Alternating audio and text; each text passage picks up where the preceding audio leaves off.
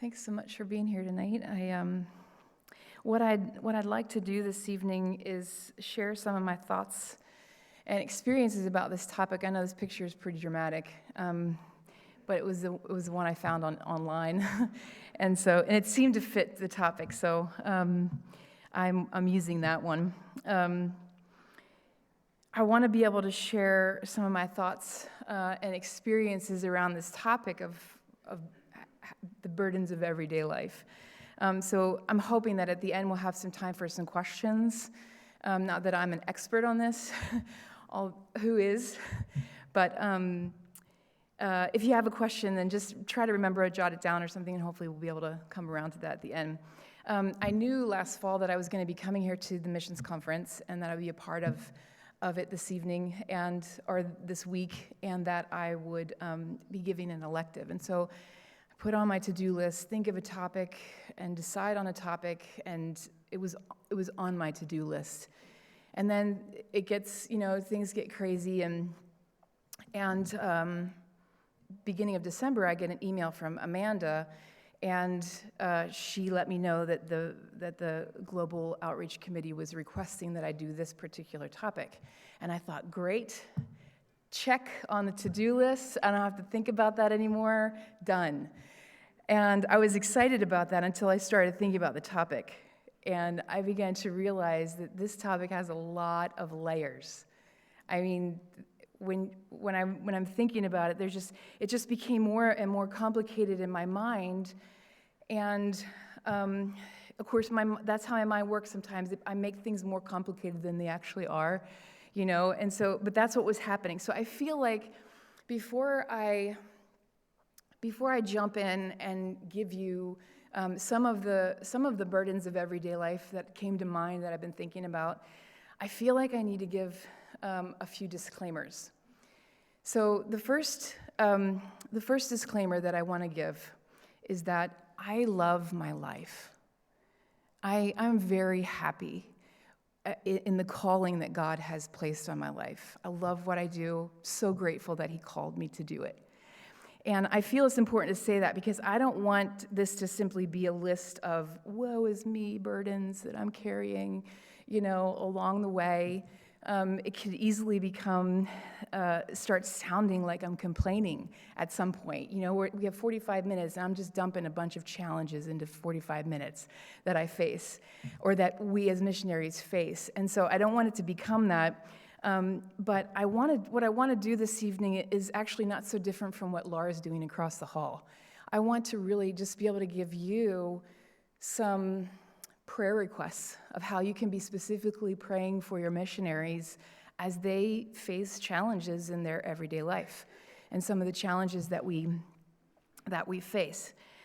The second disclaimer is that some of the things that I'm going to share this evening are just general burdens that global workers face, right? Missionaries in general. So some of the other global workers here will probably just be nodding their heads and saying, yeah, I can relate to that. Yeah, I experienced that. But then there's going to be some things that I personally, that are specific to my personal situation. Because in the end, the burdens that we all carry are actually pretty individual, right? It's all relative. For example, I, as a global worker in Europe, am going to be carrying different burdens than a global worker in Southeast Asia or Middle East, right? Or I, as a single person, I carry my burdens. I have different burdens than my married friends. Or I, as a woman, carry and have different burdens than the men. And even within those individual categories, how I react or respond to a certain challenge is probably going to look different than Laura or Lisa Fish or Tara, who are also single women. So they're all, it's not one of these, if you've met one missionary, you've met them all. If you've met one missionary, you've met one missionary. And we're also individual as you all are sitting in the pews. So I just wanted to say that's my second disclaimer. My third disclaimer is that I am, and these are all the thoughts that rushed into my head as I started thinking about this topic. I am, as I stand here and share some of these thoughts and some of my experiences, I am fully aware that I am speaking to a group of people who each and every single one of you carry your own set of burdens, right? And my burdens or the challenges that I face as a global worker are not elevated above yours in any way. And I just want to say that because I get to give you a little sneak peek or a little peek into my world, into some of the things that I experience. But I am always so grateful when I come back to the States and I have the opportunity of sitting across the table from you and hearing how you are journeying with the Lord and hearing about some of the things that He has entrusted to you to carry, sometimes some of the burdens that He's entrusted you to carry. Because what I know to be true is that the purpose of any of them, any of the challenges, and I get trapped up on the word burden too, like it feels so dramatic. But any of the burdens or challenges or hardships or trials or griefs that we're all carrying, any of it is always, always, always for the purpose of teaching us complete and utter dependence on Jesus. And that doesn't matter. It doesn't matter who you are or what your ministry is or your job is. That's always the end purpose. And I hope that that's kind of the foundation of what I want to talk about tonight, and that comes through in each and every point. So those are my disclaimers. As has already been said, I have been in full-time missions, and I've had the privilege of living in Germany now for 16 years. And as I have been thinking about the types of burdens that I face in a day's time, I realized that the burdens that I faced in the first 5 years of ministry, I still face them, but they look so different. So as I'm sharing some of these things that I want to share with you, they look different in the beginning than they do now. And so I want to also kind of make that comparison along the way. I'm trying to give some broad strokes, to share some broad challenges that we face in the context of cross-cultural ministry, but I also want to make those comparisons as well. So the first thing that came to my mind when I started thinking about the burdens of everyday life, this was one that, again, it also depends on your personality, how you're going to, a different missionary or a different global worker might hear this and be like, oh no, that was such an adventure. That's not how I felt about that. But for me, this was a burden for me that I carried for several years. And that's simply the feeling of being out of place. And I just, in the beginning, obviously it was different than it is today. But I had this feeling always of just feeling out of place, like standing out, and I don't like that feeling that I'm being watched, or that I'm, you're walking down the street, and I just felt like I'm out of place because I didn't understand what was happening around me, or there's so many new things. And in the beginning, it was constant, right? Every day I was feeling it. And today, it's not so much constant, but it's that feeling that you're missing something that everyone else seems to be understanding. And for me, my personality translate, it was very unnerving for me. The best example, and you've probably heard this many times from many different missionaries, the best example is the language. Because you come into this country, and in those first 5 years, you are sounding and you're feeling, and often you're being treated like a 5-year-old because you sound like a 5-year-old when you're talking, right? And it's true, like they kind of talk down to you because you're not communicating the way. At least I had that feeling. And so today, just in comparison, today, even though I'm fluent in German, there's still those moments where everyone in the room is laughing because they got the joke. And there was a nuance that I didn't pick up yet. I didn't know what they were. And so I'm like, oh, I think, should I just laugh anyway? Because I don't want to stand out. I don't like that feeling. And it's the other thing is even though I'm fluent, it still takes me twice as long to write an email as my German friends, obviously. It's different if you're just writing a quick email to some friends, but if I have to write an email that's going out to the whole church, or an email that's going to the electric company or the doctor or whatever, I want it to be good, and I want it to sound good, and so it takes me a long time. And I'm so grateful for the technology. David had mentioned this the other night in his elective, the technology that I can write my email now and just plug it into this translating program, and it tells me where all my mistakes are, and I can switch it up, and it's not writing it for me, but it's taking what I've written and making it good, and I like that. It's nice. But so just the language, but you're constantly experiencing these things that make you feel out of place. I told a story the other night. I'm not going to tell this story unless there's time at the end maybe and you want to hear it. But I was telling the story the other night of the first time that I inadvertently rode my bike through a nudist colony in Germany. And that's a common thing. Like, that's not out of the normal for there to be large groups of people.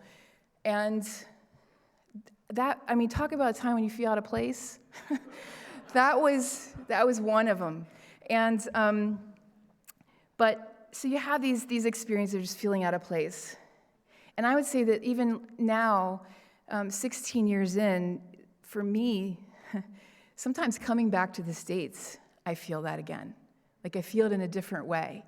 And I come here and I realize, I don't fit in here either, right? And so this feeling of being out of place, it shakes your identity sometimes. And so what I would say, what I want to do, I would ask you, when you're praying for your missionaries and you think about them, going into new culture and feeling out of place, pray that your missionaries will be reminded of their true identity in Jesus. So no matter where they are, whichever culture they find themselves in, and wherever they're finding themselves out of place, they're reminded that actually my true identity is Christ, and that would be where they're grounded. The next one is a big one that we carry. And it's also one that, for me, has changed quite a bit over the years.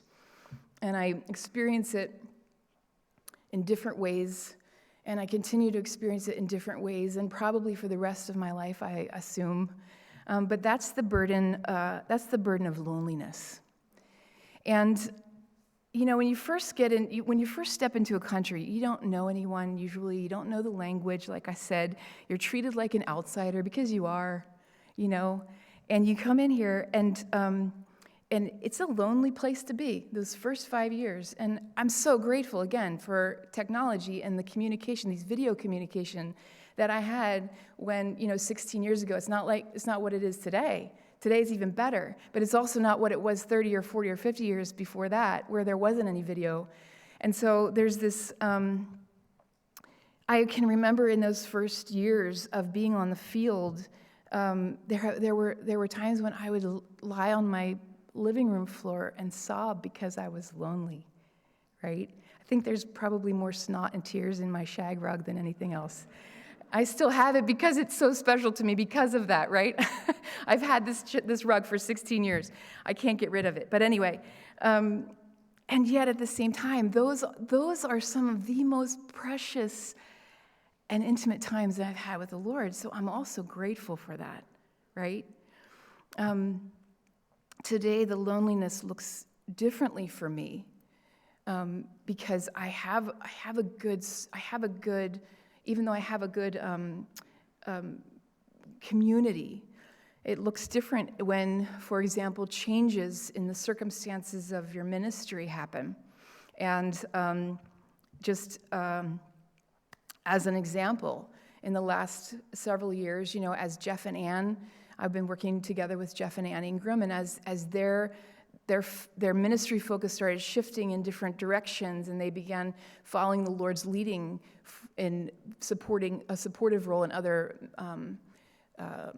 church planning endeavors, the Lord wasn't shifting my focus to those other places, and I was still in the church where I am, which is great, and I was grateful for that. But at the same time, I was all of a sudden the only one in full-time ministry at this church.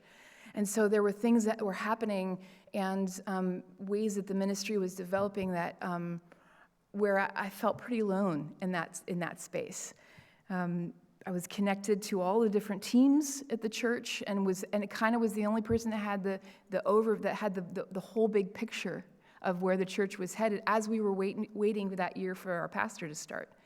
And so at the same time, also being in that place of full-time ministry, you're also holding the burdens of other people when they're working through going through their marital crises or their other relational issues or different things that they're facing, and you're trying to walk with them.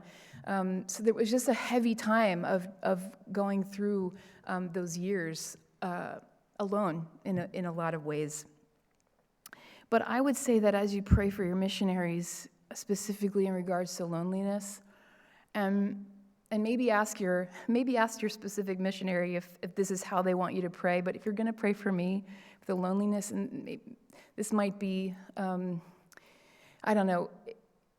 I would say, don't pray for us that we wouldn't be lonely, but pray that your missionaries will know the very real presence of the Lord in their loneliness.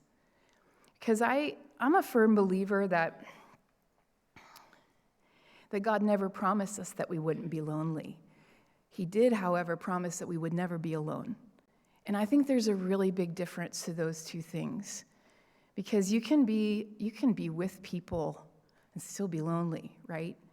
But I think that God, in His grace, He uses loneliness to push us toward Him, our ultimate wellspring, our ultimate companion.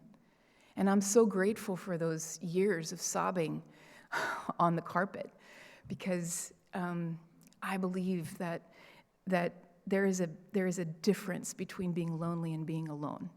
And so pray that we would know the Lord's dear and precious presence in those places of loneliness. The next one is kind of similar to the first one, but it's a little different. And that's the burden of straddling two worlds. As I was thinking about it, I actually stood in place and I tried to imagine myself like literally straddling two worlds, like having my foot in both worlds. And as I was thinking about that, I realized it's very much, before you move to that new country and you're still in your passport country, you're firmly planted over here.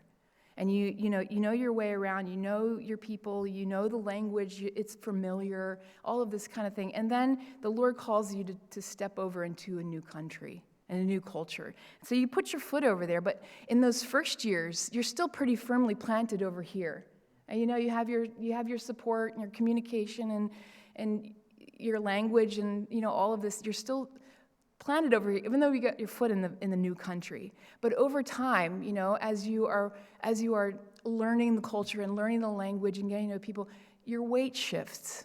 At least that's been my experience. And your weight shifts, and all of a sudden you're over, and before you know it, your weight is on this side, and you've got your foot over here. I'm still American. I'm still over here. My family's still over here. But this is the place where my everyday life happens.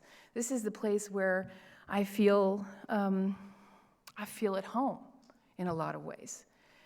And sometimes this back and forth, this straddling, causes you to feel off balance.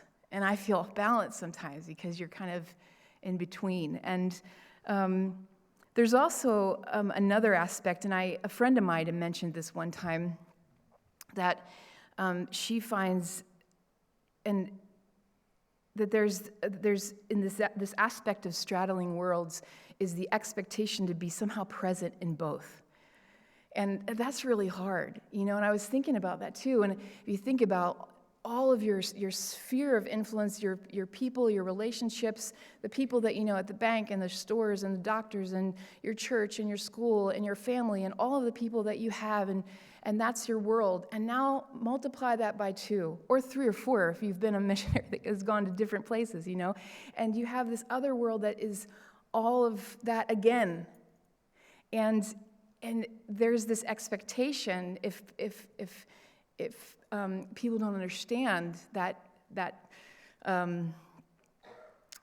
reality, to feel the burden of that expectation.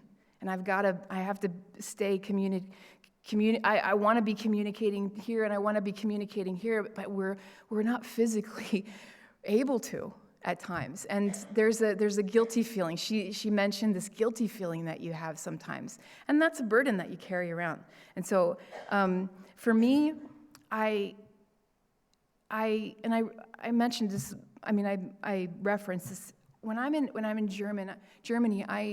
I really do feel at home there. It's a place that I feel very much at home. I know how to get around. I know what to expect. I know how to act like and live like a German, and I love it. But I'll never be 100% German. I'll never achieve that. I don't have the history. I'll never speak exactly like a native speaker, even though I feel at home there. But the thing is, when I'm here, even though I know the culture, and even though I know the people, and I know how to get around, and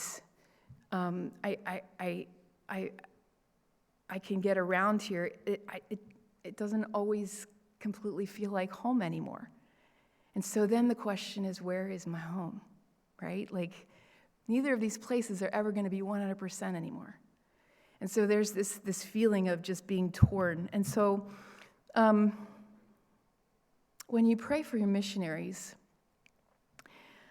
pray that we don't forget where our real home is, that we don't forget that our real home is Jesus himself. He offers us the place where we can be known, and the place where we can be understood, and the place where we can be secure. He is our true citizenship is actually with him. And we need to be reminded of that sometimes. When you're straddling 2 worlds, sometimes you forget that. And I want to be reminded of that my security is with him. And that's actually the thing that keeps me grounded in both places, to be honest. So, but the thing is, actually that's true of all of us though, right? Not just the missionaries. It's true of all of us. This place is not our home. If we're a follower of Jesus, it's a wonderful thought, but it's not where our true citizenship lies. And I think it's so important to remember that. The next one, I was kind of going back. I was trying to figure out how to talk about this, but I'm just going to say it. The next one, next burden that we carry is the burden of aging and health. And I know some of you are probably, yeah, Mindy, you're only 40, or you're only 50. And then others are like, wow, she's 50 years old. But this one, I'm just gonna be honest with you, this one sneaks up on you, right? It really does. It sneaks up on you, and all of a sudden, I hate going to the doctors. I hate it, and I hate it even more doing it in a second culture, in another culture, in a different language, because it feels like going to the doctors is in the same vein as taking your car to the garage. Because I don't have a car anymore, which is wonderful. But when I did have a car in Germany, I would take my car to the garage because it was falling apart or was broken or something, and they'd start talking to me, and I didn't know what they were talking about. It was a whole nother, this feeling out of place, right? The whole thing is coming up again. It's all connected.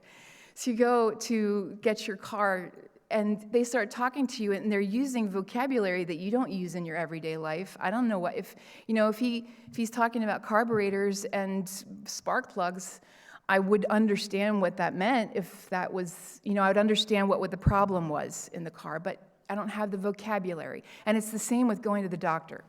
So you go to the doctor, and they say these things, and I don't know what they're talking about, and I know I shouldn't act like I do. I should be curious, and I know that I should be asking more questions, but I just come home and Google it. But it's different going to the doctors in Germany because it's not like here where you make an appointment and then on your appointment you go in and then you go and see the doctor. In Germany, if you're sick, you go to the doctor and you wait in line for 2 hours until it's your turn that day. And it takes time, and if you forget your book, then you're just sitting there reading stupid magazines, and it's frustrating, and that's how I feel about going to the doctor, right? But this is all part of what's happening as you're getting older, and you're having to do these things, and frustrating that I feel frustrated that I can't go jogging anymore because I have hip problems, and blah, blah, blah, wow, right? But this is a burden that we carry because we want it to be different, and it's not. So it's our own health and aging. But another aspect of this is that as we're aging, our families are aging as well back home. Our parents are aging. And this is an aspect of aging and health that can weigh heavily on you. You know, you find yourself thinking about this and wondering, how is this all going to play out in the end? You know, and by the way, my mom is sitting here, and we've had this conversation. This is an open conversation between us, so that's all good, all right? We talk about this, and it's good. It needs to be talked about. But this is a burden that I find myself carrying with me sometimes. How is this going to play out in the end? What's my role in the end? All of these questions, and they're real questions, and they're questions that a lot of missionaries are carrying with them when they're on the field.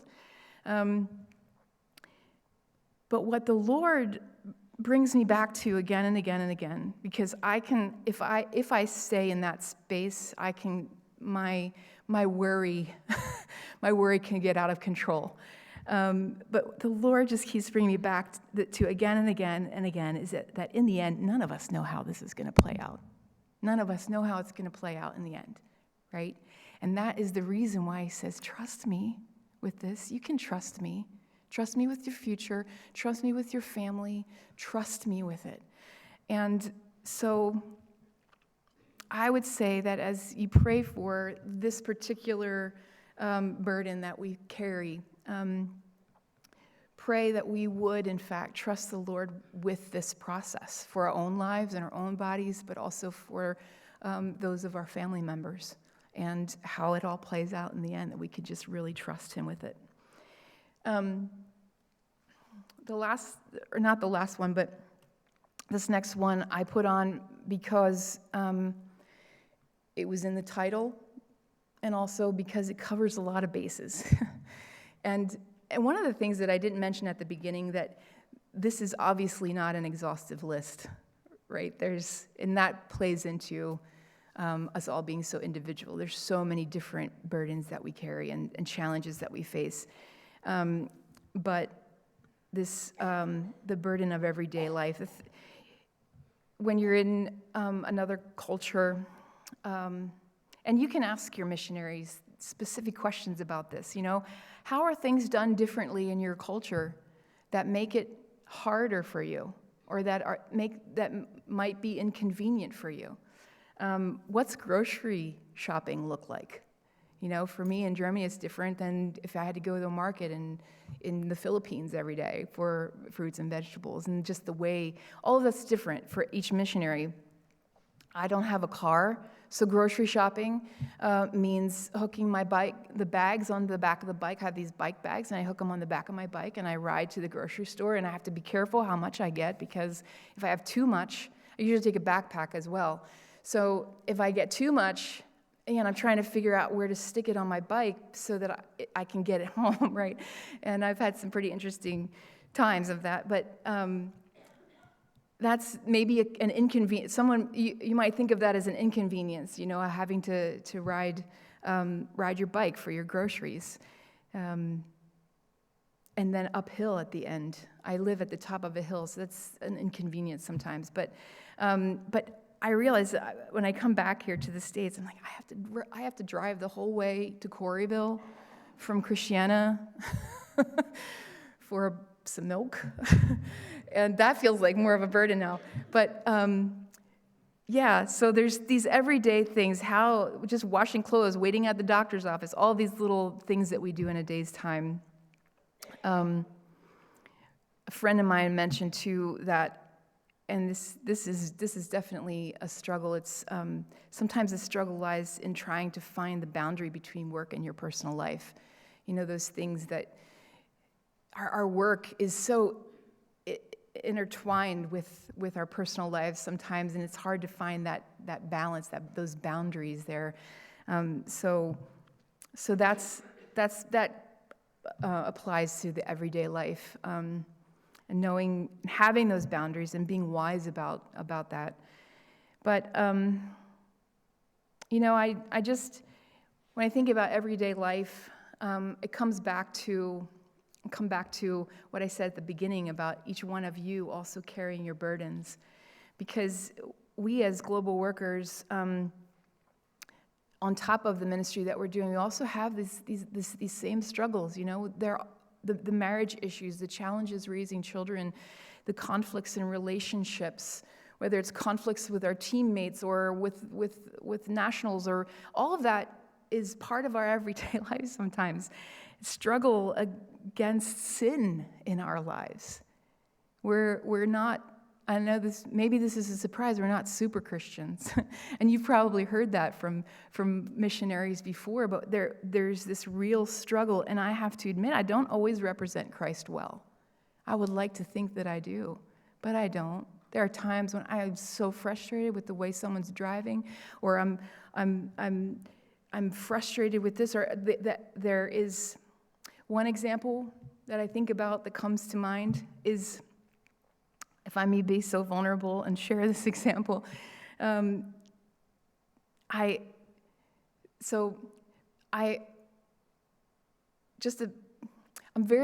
content. I just want to say this first of all. I'm very content being a single woman. I'm very grateful that the Lord has, that this is my story. And I love that. I love being single. But sometimes when I'm tired, and sometimes when I'm stressed, and it's been a long day, and I have to come home and wash all of the dishes that pile up because I don't have a dishwasher, or the things that still need to be done on top of the ministry, the way that my discontentment rears its ugly head, in those moments I start thinking about my married friends. And I think, I have the same ministry workload as they do, and no one's sharing this housework with me. You know, so these are some of the real, I'm trying to be honest with you. Like, these are some of the real things that I struggle with, and no one's, cooking for me, no one's running to the grocery store for me. And this ugliness rears itself in my heart. Even though I love being single, but that's the first place I go to, Goes without saying that we're not super Christians, and we need prayer for the everyday struggles that we face, even the struggle against sin, and those places where we're not representing Christ well, and those days when we're tired and frustrated. And so pray for your missionaries, for the wisdom with our time and how we're using our time, and for stamina and strength as we navigate our daily activities in another culture, and creativity, for conviction in our hearts when we have those attitudes that are not honoring to the Lord, and for patience for ourselves and for others. The last burden that I want to share with you, and I want to talk about briefly, is different from all the others. And this is a burden, there is a burden that we carry, which is the original burden which led us to become global workers and missionaries in the first place, and that's the burden of reaching a lost world for Christ. And it's easy to get caught up in all the details of everyday life, straddling the two worlds, dealing with our health issues, worrying about the future, all of those things. and forget the real reason why we're there. It's easy to do that. And sometimes I think, man, if I could just get through this list of tasks for the day that I have, to get ready for church on Sunday or whatever it is that I'm doing, then I can go and spend time with my neighbor Ingrid, for example. I just have to get through this, and then I can do that. But the thing is, that never happens. It never happens because there's always other ministry obligations to do for the church. There's always, bills that I have to pay. There's always dishes to be done at my house.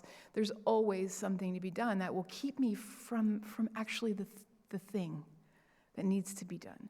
And there's no urgency in all of this other stuff. The urgency lies with Ingrid, right? And the urgency lies in the state of her soul and her need to hear that there's a God who loves her. That's the burden. That's the real burden that should remain weighty in our hearts and minds. And so, as you pray for your missionaries, pray that that the weight of this burden would never lighten. That we would always feel the weight and the urgency of this burden above all the others.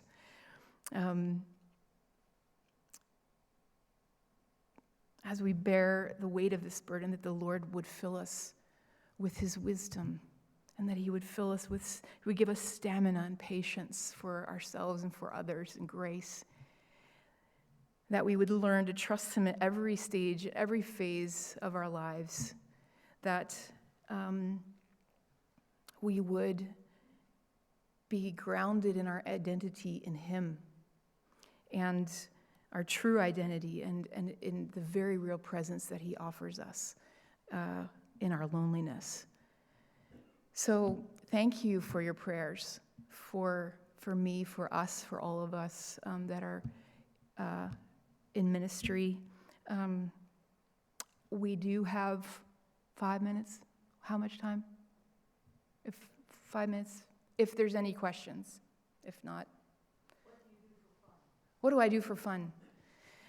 I really love riding my bike, and so I ride bike a lot for fun. I mentioned this the other night. I geocache. That's a hobby that takes you outside to find. It's geocaching is basically a worldwide scavenger hunt. And so you can find geocaches found, they're hidden everywhere, like literally everywhere. And so if you have the app on your phone, you can go and find these things, and it's a whole thing. So I was serious. If you want to go geocaching with me sometime, let me know. We'll go. It's fun. Yep. Bob. Do you find that one of your burdens is being in America, especially as they're looking at the politics and all the comments that are being made by our government? Mm-hmm. Does that impact the burden that it places upon you? Yeah, and it certainly does. I've been back here for about a month, so a lot happens in a short amount of time right now. It is happening in a short amount of time. So I haven't really been in touch with people specifically about politics, but certainly I think that is a challenge, is knowing how to be in those conversations, both there and here. And so I find that to be a heavy one sometimes, definitely.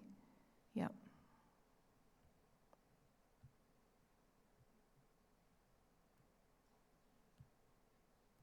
What caused you to give up a vehicle? It stopped running. No, I will answer that. I'll answer that. It did stop running. It was getting old, and now that I live in Dresden, I live in the city, and it's just as easy for me to get around on my bike. And in fact, sometimes when I can get to a place quicker on my bike than I can with with a car, because I'm not waiting as much in traffic, and I can take, side streets and that sort of thing. But also, I will say, I gave up the car, and there's this wonderful car sharing company in Dresden, and I am a part of that. So I pay a minimal amount monthly to be a member of this, like literally €9 a month. And a friend of mine is on the plan with me, so we pay $4.50 each. And you basically you can look and see where there's an available if you need a car. So if I'm going a longer distance, or I'm riding with my guitar or something, or have big things that I need to transport, you can go on the app and find where there's a car, and I'll ride my bike to this place and lock my bike up there, and then I can open the car with the app, and inside there's the keys, and then I can use the car and then bring it back. I don't have to pay for insurance, I don't have to pay for the gas, I don't have to pay for repairs, all of that stuff. So it's actually way more, it's much more efficient to be a part of that for me, and how I need it, I don't need a car very often. So it just made sense. All right, I guess I'm next. So music was always a big part of your life. How do you use music in ministry, then also outside of ministry? I do have the opportunity to lead worship at church sometimes, and I'm grateful for that. Our church is very blessed with a lot of musicians. So we have several different music teams that rotate, and I don't do it as often. And also in the last couple of years, my focus and the responsibility has been different. So I haven't really had the capacity to do a lot of music. But I also get invited to give concerts or play at different events. In Germany, they have what's called a Frauenfrühstück, which is a women's breakfast, and a lot of churches or organizations will do this. It's a women's breakfast on a Saturday morning, and they'll have a speaker come in, and I've been invited to do music for that a lot of times. And you have women coming to that a lot of times are mostly or only connected to the state church, and so they may not have a real relationship with Jesus, and so I can come in and play some songs and share also as I play the songs, and it's an opportunity to plant seeds. So. What's an average day like? Oh man. What's the question? Helen just asked what an average day was like, and I was talking to Lois about this today. It depends on the day and the week and the time and there's no day that's ever the same.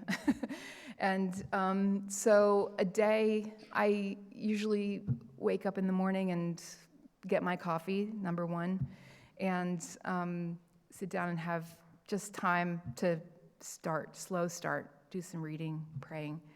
And depending on the day, I may be at my desk working for hours, or there's different people that I get together with. For example, the girls that I disciple, and there's another group of girls from my church. We get together every maybe once a month to share and pray together.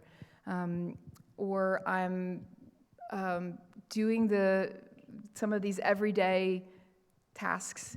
There's a lot of times I have meetings with the different teams at church. So I'm meeting with the music teams, or I'm meeting with the leaders of all the teams, and just trying to organize and keep things running in that way. I'm trying to think of a normal. There's really no normal day. Thursday evenings are my home group at my church.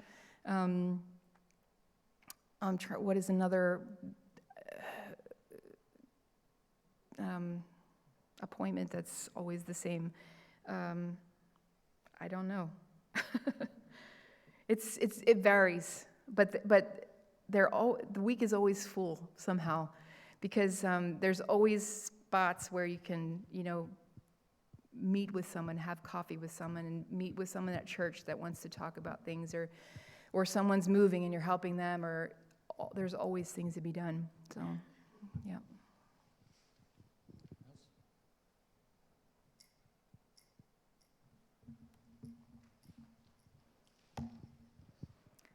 Thank you so much. Oh. Feel that Germany doesn't want you there? No, I haven't felt that. There have been some times recently where it's been in the back of my head. I'm sure you've seen some of the news about Germany in the last several months. They're particularly in the eastern part of the country where I live. There is a party that is becoming more and more popular that is very Nazi-leaning, and they would be happy if all non-Germans would be removed from the country. And I wonder about that sometimes. I don't know how that would affect me, and I don't know if, they're not at a place where they have, control, but that's something in the back of your head, and I think, oh man, if this keeps moving in this, there's just no guarantee, right? And there's no guarantee, and I just always want to have my hands open and holding what the Lord has given me with open hands. But I don't ever have that feeling that Germany doesn't want me. Praise God, yes, thank you. One more question. Uh-huh. When was the time that you were scared, maybe, of something that you didn't expect? Whether it was a situation or just...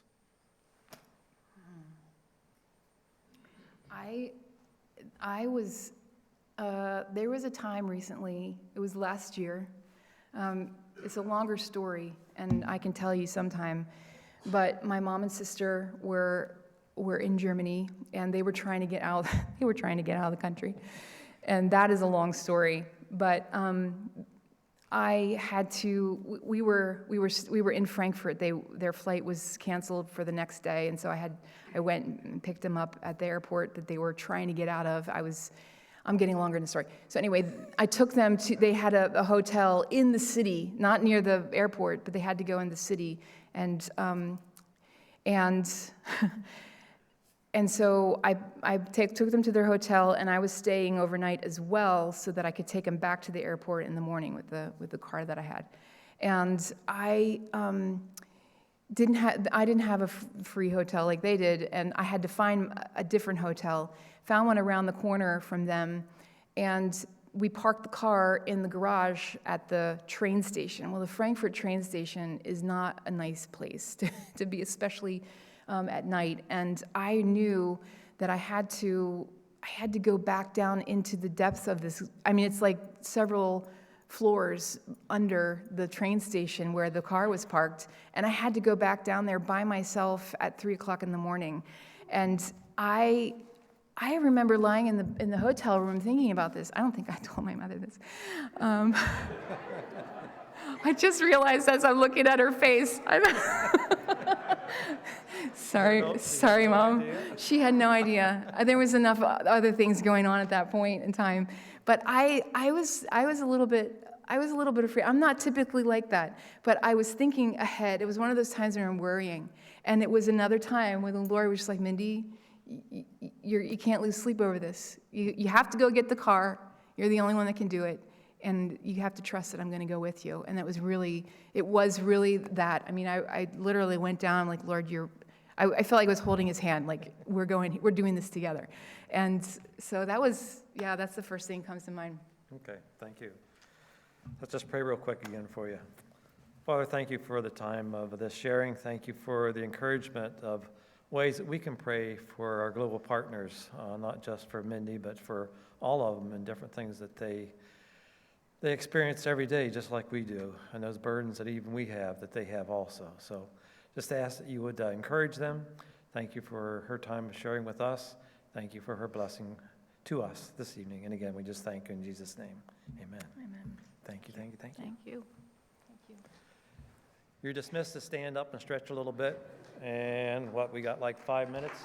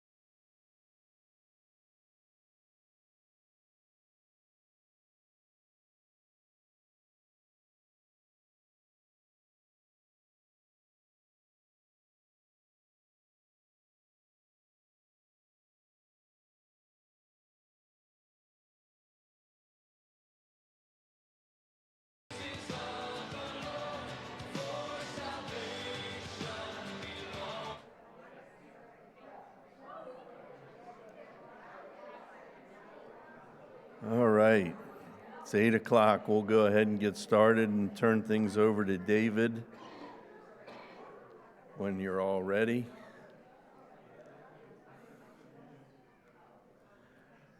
All right. So we had a chance to hear from David and Michelle 2 nights ago. And tonight we'll have a picture report. Michelle's not with us tonight. She's not feeling well, so we can remember and keep her in our prayers. But looking forward to hearing what David has for us. Thanks. Thank you. Yeah, Michelle's going to do this first slide, which is a family update, so I'll have to see if I can remember all these names.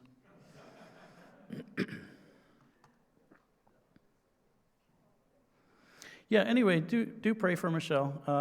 You know, she even, in the last couple weeks before we came up here, she kind of cleared some things out of her schedule just to be a little more restful. She does deal with chronic fatigue still.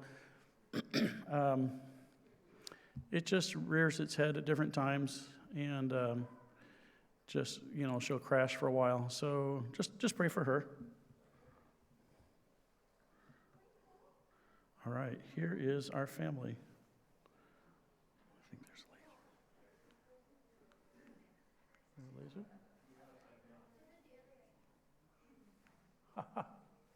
All right, we have Tim on the left, Tim and Stephanie and their family.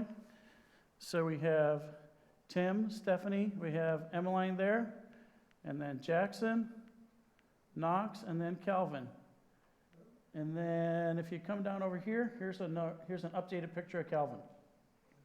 They grow so fast. Here you have Josue and Rebecca, and their little ones, Micah, Uriah, Laura, and Monica. And below here is an updated picture of Laura. So Emily and Sarah, our daughters, and then with Rebecca's kids, Micah and Uriah. So we get to see Rebecca lives about 40 minutes away, so we get to see her quite frequently and the kids, and so we really, really enjoy that. Caleb just got married about 5 months ago, and this is Meggie, so we're glad to have her added to our family. We have Nathaniel over here. Nathaniel just got his black belt and just turned 20. We have my mom here in her native environment in the grocery store. Yeah, we're down in Florida, and she misses her Wegmans down there. And then Michelle was going to do this picture part, so I snuck this little picture of Michelle in a pair of sunglasses in there as well. So that was going to surprise her when she came to do this page, but she didn't get to see it. So tonight I'm going to talk about our global partners with Ethnos 360, and then I'm going to take you on a little bit of a tour of our home office. So I mentioned the other day my friend Will Tallman. Now, Will was instrumental in getting this translation done in the Kumam people group. The Kumam people group is one of the largest people groups in New Guinea. And then you think of that, you think of these church planting efforts going around all the world. So Ethnos 360 and all of our global partner workers, we have 2,334. Now let me just explain what that means. Okay, so years ago, New Tribes started out as one mission. It was U.S.-based. And then that split up. It didn't split, but we divided into where, say, like there was local leadership within Canada, local leadership within the UK, local leadership within Australia, and various countries. And so now these groups would function as their own entity. And so those are all of our global partners. And then there's workers in the global partners. So when I say Ethnos 360 and all of our global partner workers, I'm talking about the ones that are in the U.S., but also the ones that are in the UK and Australia and all around the world. So there's 2,334 workers all around the world, and that could be in whatever country around the world. That could be in whatever role around the world. The number of people groups that we are engaged with between all of our global partners is 449. So we're all over the world. So there's a lot of work going on. Of all of those 2,334 workers, about half of them are from the U.S. They're not necessarily in the U.S., but they're from the U.S. And so that'll make a little more sense as we look at, we go through the home office, and we'll start our tour. So workers at Ethnos 360's home office, there's about 100, give or take, and there's people coming and there's people going, and we have volunteers as well, and there's actually lots of opportunities for volunteers. So when you first walk in the door, you're going to encounter Sharon as the receptionist. And our receptionists play a big part of the team. They're the first people that someone sees when they come in the door. I'm also in charge of the security team there at the home office, the physical security team. And so we're well aware that our receptionists play a big part in the role there. If there's ever an incident, then the receptionist is going to play a key role there. So I'm interacting with that team quite often. Steve is on our leadership team, and by the way, Steve is married to Sharon. If you have gone to Wyoming, you might recognize Steve. Steve was involved in Wyoming, Steve Sanford. And Steve he's now the CEO of Ethnos 360, and so we do have several of our leadership team that works out of the home office there, but also they'll work at different places, there are different locations around the U.S., and sometimes they'll come together physically, and then sometimes they'll work together online as well as a leadership team. Brian is in our personnel department, and our personnel department actually encompasses a lot of different roles. But there's a number of people in personnel, but as we get into some of these others, we have Dalton, he's in member service. Member service is part of personnel. And so anything that the members need, or actually if like a church would to contact and say, hey, how's David Pierce doing, or whatever it might be, they're going to go through member services. And then also when the members are changing fields, if they're going on a home assignment, all the paperwork and things like that needs to happen in the background, they're involved in that. Rhonda's involved in member care. We actually knew Rhonda from New Guinea. At the time, she and her husband were working in New Guinea with as members of ABWE, and she taught in the school there in New Guinea. So now her husband has passed away. She's since remarried, and she serves on our team there in member care. And Rhonda's a good friend of Michelle's, and she's also a counselor, very gifted person. We have Dave in our Connection Center. And when I'm showing you individuals, like an individual in member care, there's several people in member care. When I show you personnel, there are several people in personnel. It's not just one person. But it's, as I mentioned, 100 people total. Dave's in our Connection Center. So if anybody is interested in serving with Ethnos 360, whether it's going to be at the home office, whether it's going to be at one of our locations around the U.S. or around the world, Dave's going to help you get going with paperwork, with the application process, and everything involved in that. And they'll work very much hand in hand with our communications department as they're involved in recruiting. This is Dave. He's involved in security, but he's not just involved in security for the U.S., he's involved in global security. And as I'm involved in the physical security at the home office, I get a lot of input from him. He's the direct supervisor to me. Steve is also involved in security. And I tell you what, years ago when they just didn't have these kind of things, Steve worked with a guy from Wycliffe just to see, hey, what's going on in our different fields? And just to be able to help our missionaries that were all around the world, to give them a sense of what's going on, how they can best prepare and best be safe around the world as they minister. We have Mike on our maintenance team. We're very glad for Mike and those guys. Now, we've been in a new building, new to us, for about 7 years, so that's actually very helpful to us because we were in a building that was about, I think it was from 1921. So imagine maintaining a three-story building from 1921, a very large building. So now we're in a newer building from the 80s that's been very much redone, and so it's much more manageable for Mike and the maintenance team there. We have Mark and John. They're in our printing department. Now, they'll do small batches of printing and things like that.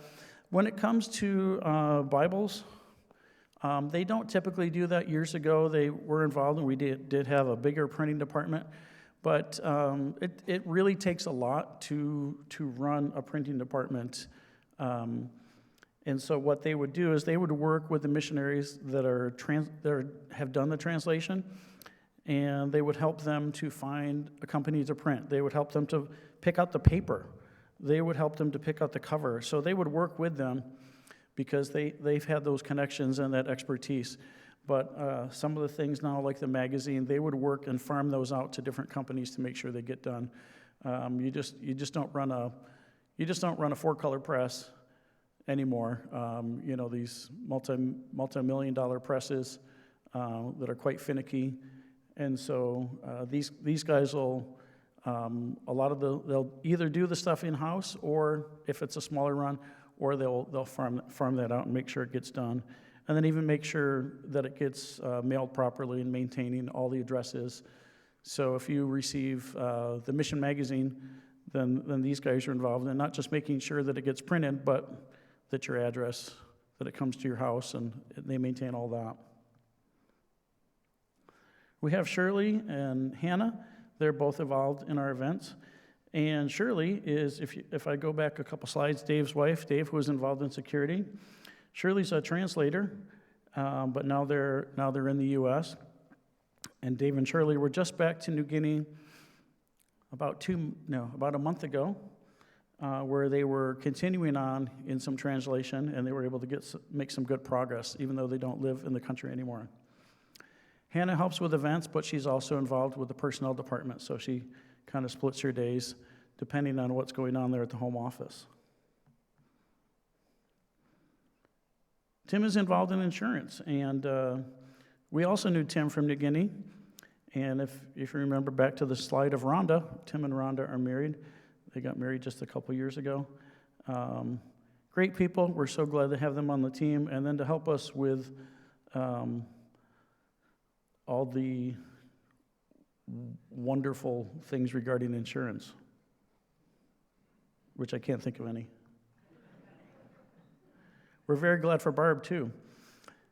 I met Barb when she was in New Guinea, and so a lot of the people that you're seeing here, you're realizing that this wasn't their first stop, but some of them have worked overseas before, but now they're in the U.S. and they've been cross-trained into a new role.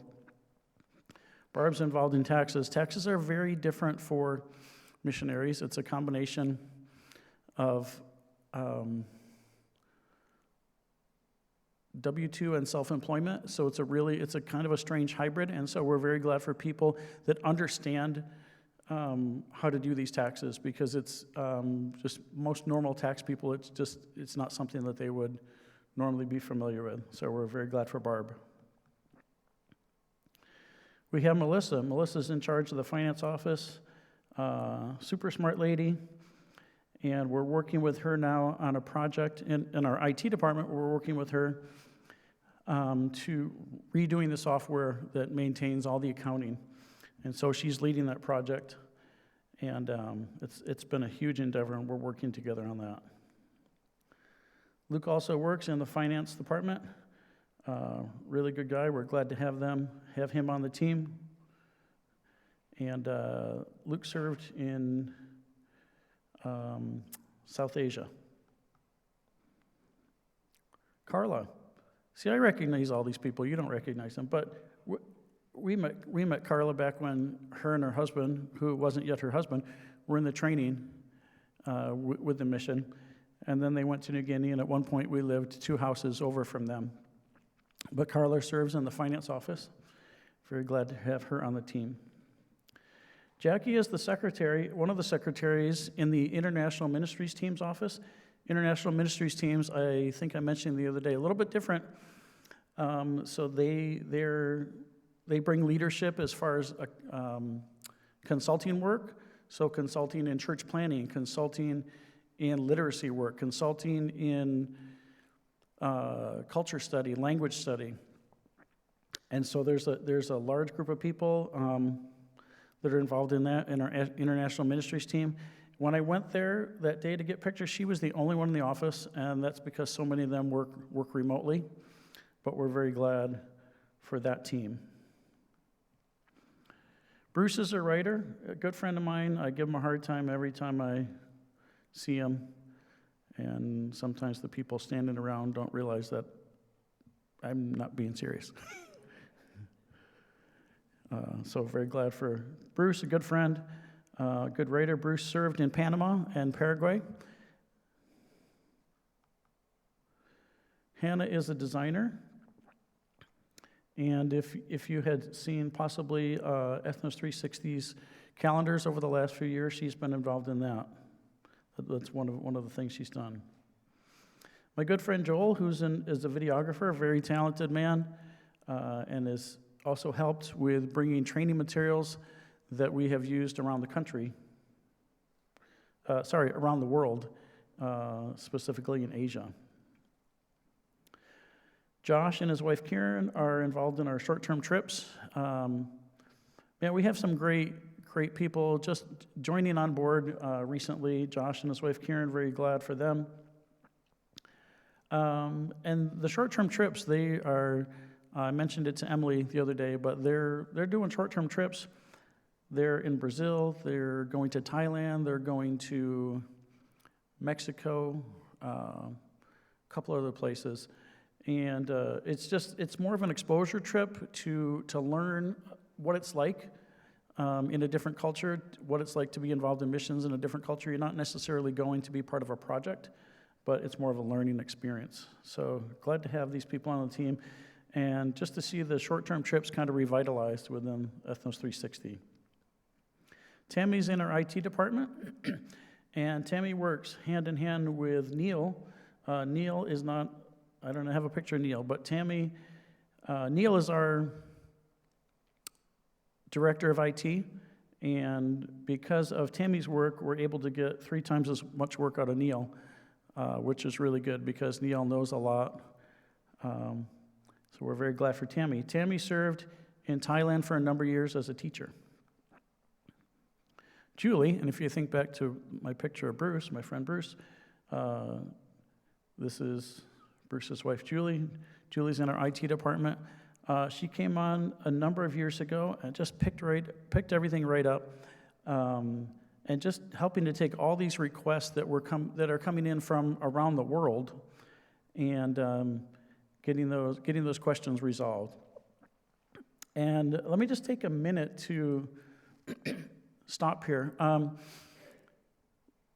As I mentioned, we have 2,334 global workers. That's within all of our global partners. And about half of them are from the U.S., not necessarily in the U.S. But because the U.S. has kind of the lion's share of the people, we've been, among the global partners, we've been asked to take on a number of responsibilities. And so our IT team is giving leadership to the rest of our global partners, things like network security, email, and helping our missionaries that they can, when they log in, that they can have access to all the things they need. Also, if I think back to the communications department, when we are writing articles for the Mission Magazine, when we're writing articles for social media, when we're taking pictures and making videos, we're taking those resources and openly sharing them with all of our global partners. So even though we have about half of the people with within Ethnos 360's global partners are from the U.S., we're just openly sharing those resources, and just we've been asked to just take some leadership responsibilities in all of these areas. So it's just been really good because of the fact that we have more people that we're able to share those resources. Scott is in the IT department. Scott fixes computers. Scott works for UPS part-time. He's been there about 30 years almost, which is surprising because Scott doesn't seem that old. He's hoping to retire and then go full-time in Ethnos 360, hopefully by the end of the year. Brian is in our IT department. Brian is, he's a good guy, but he's one of these guys that doesn't say very much.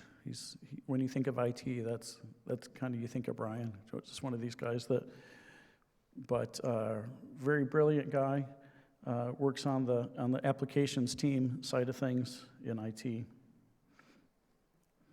This is Jillian, and if you notice, Jillian looks a little bit like Brian because Jillian is Brian's daughter. And so Jillian, this smart lady, really knows her stuff and is just helping us. I've been working with her a lot lately as we've been involved in various projects within the IT team. And then we have Porter and Steve. Porter is a volunteer who just came on recently. Porter had actually worked with Steve before. Steve's been with us for a number of years, and if you see on that whiteboard behind him, Steve is working on, and he's been working on it for a while, a project that will replace a number of the softwares that we had that were aging out, that were no longer able to be supported. So Steve was redesigning new software and then making sure that all those other software programs that we had would integrate well with them. So somehow Steve is able to see all these different pictures and moving parts, and just some very, very well-trained individuals. So I kind of hope this was just a little bit of a introduction to you when you think about, so why are you there at the home office? And actually, if you looked around at those pictures, it's kind of boring. I mean, it's just like there's a bunch of people at their computers, absolutely. And it was people doing this work behind the scenes, but it was all part of the church planning picture and bringing this support. And I'm very glad to be part of the IT team there as well. But I just hope that gives you a little idea of the behind-the-scenes people that it takes to keep 2,300 people around the world working in their various ministries. I would very much invite you to go to ethnos360.org. You can take a look there. There's lots of opportunities for short-term trips, and I know some of you have been on Wyoming. Great program. And then there's also opportunities to volunteer, whether that be short-term, long-term. We've had a few people come in, college students come in about their third year and just work for the summer. So lots of opportunities if you'd be interested in partnering, and then just lots of good resources that just to learn a little bit more about missions. So I'm very glad for the opportunity that you've given me to speak and given us this week. It's been very encouraging to me, and I know Michelle has mentioned what an encouragement it's been to her and how good it's been for her to be up here. So thank you for that.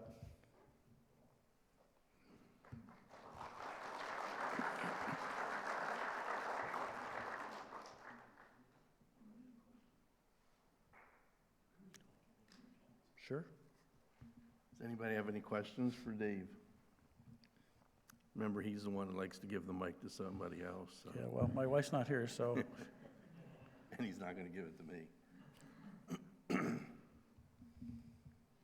No? That's okay. All right. Let's just pray for Dave and Michelle and their family. Father, thank you for this week. Thank you for the opportunity we've had to hear from David and Michelle. Thank you for the safe travels here. And we just think of Michelle and ask that you would just touch her body and give her the strength, help her to recover. And thank you for the ministry that they have at Ethnos 360. Thank you for the look around the home office and the support that is provided for the many workers throughout the world. Father, you've called each of us to be involved in taking the gospel, and we just pray that you would maybe kindle something within each of us that will renew an effort, a desire to reach the lost with the gospel. Thank you again for our time this evening, and ask that you would give us safety as we travel home. In Christ's name, amen. Thanks.